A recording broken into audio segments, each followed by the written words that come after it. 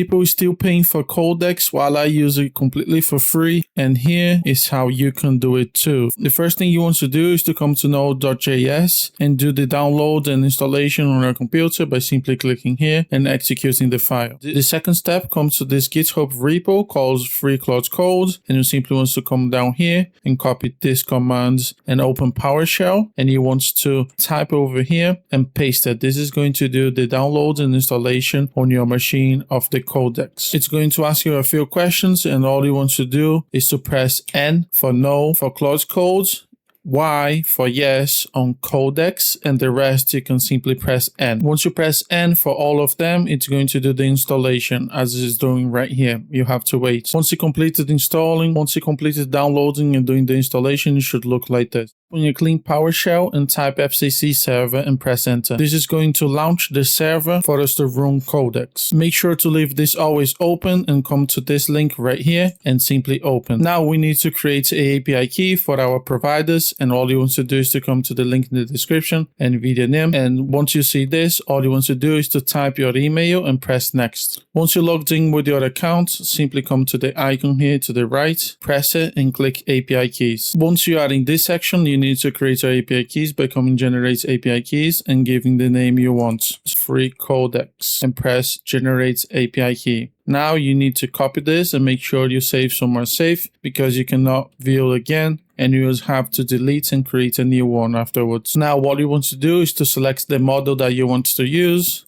Come to models over here. Once you are in here, come to most popular. You can use a paid API key, and I suggest you to use Minimax 3 since I used in all my systems, and you can get for 12% off in this crazy deal. However, if you want to use a completely free API, that's completely fine. It's going to work the same way. So for the completely free API, you want to come to any of these models right here. For this instance, let's choose Nemotron. And once you click it, you want to come to the model, which is this right here, and you want to copy what's inside. Now you want to come to the admin UI, and you want to come all the way here in providers, select NVIDIA name, press edit, and here's where you want to paste your API key. For me, is this one that we created before, and you simply want to validate to see if it's working. If it's valid, it's going to show a green symbol right here, and you want to press apply. Now that the API is configured, you want to come to the side menu and come to model config, and once you are in here, what you want to do is to fill this information. So you want to type the model that you copied from NVIDIA name website and press over here. You can do to the others, it's not necessary. Once you apply to all of those, you can put different models if you'd like to as well. You simply come down here and press validate, and you'll see a green sign, and you want to press apply. You can close this admin UI. It's not going to make any difference, but remember, always leave it open, your server right here.